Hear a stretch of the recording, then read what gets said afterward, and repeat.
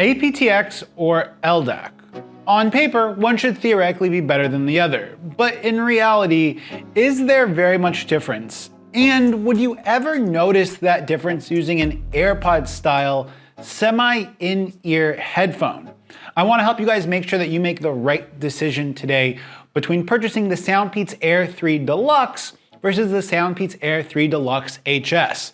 These are two really good pairs of headphones with some slight differences that might make a bigger deal to some users. To save you from watching until the end of the video and to answer your burning question, there's absolutely no reason to get the Soundpeats Air 3 Deluxe HS unless you are unable to find the Soundpeats Air 3 Deluxe Normal for most people. Also, to answer another question which I've had a lot, both of these headphones are S tier, and they both make it to my S tier on my tier list, and you can find my tier list along with the headphone buying guide linked in the description. If you have a phone from Xiaomi, Sony, Oppo, Lenovo, or possibly Asus, along with any of their subsidiary companies like Redmi, Realme, Poco, etc., then the clear choice is the Soundpeats Air 3 Deluxe, because all of these phones natively support adaptive aptx. And you will get the full adaptive aptx support out of the Soundpeats Air 3 Deluxe's Qualcomm 3040 chipset. This is because those OEMs pay a licensing fee to Qualcomm to take advantage of that newest, most advanced version of the apt-x codec. On the other hand, if you have a phone from Samsung, Google, or Apple, you're going to be unable to take advantage of the adaptive part of apt-x, and you will be stuck with just normal apt-x because these brands do not want to license that codec from Qualcomm and oftentimes do not utilize Qualcomm modems. And while a Qualcomm modem isn't necessary to take advantage of the adaptive aptx, Qualcomm modem devices are more likely to be paying that licensing fee from Qualcomm to support that newest codec.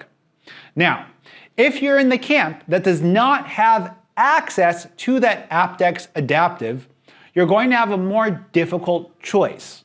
Meaning, if you are using the Samsung, Apple, or Google device, the choice is going to be more difficult. Why? Because you can take advantage of ldac. That said, ldac is not the best codec when it comes to efficiency, sound latency, and the reliability of the connection. That said, you will have a higher theoretical max bitrate. And to be completely frank, I didn't hear that big of a difference between when I left my Pixel in the adaptive bitrate for ldac versus the 660 kilobits per second and at the 990 kilobits per second, which is at the theoretical highest bitrate for ldac. I had an absolutely unusable experience on my Pixel 7 Pro because using that high of a bitrate constantly led to cutouts and the connection was incredibly unstable. But even with the headphone set to the 660 kilobits per second, you would have a higher theoretical data rate for sound when compared to just normal apt-x. If you're going to want the best in sound quality, you have to be willing to deal with a tangible decrease in battery life, along the lines of 15 to 25% depending upon the bitrate. You're also going to, in general, notice a decrease in range.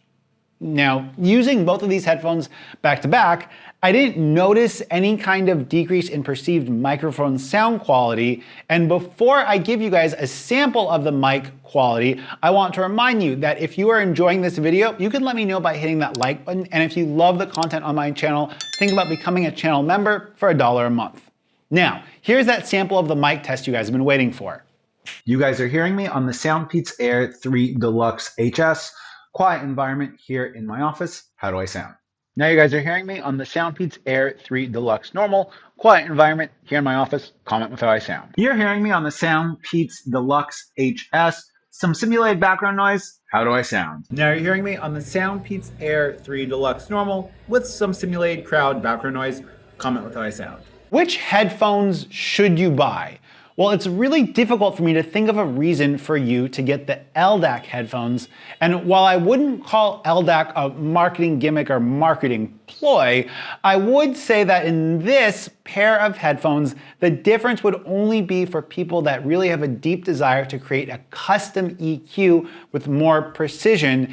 And I went over some of these differences in EQ when I compared the Air 3 Deluxe versus the Air 3 Deluxe HS, and I'll have a link to that video for you guys up here. If you guys want to see more content from my channel, go ahead and hit the subscribe button over here. And until next time, peace.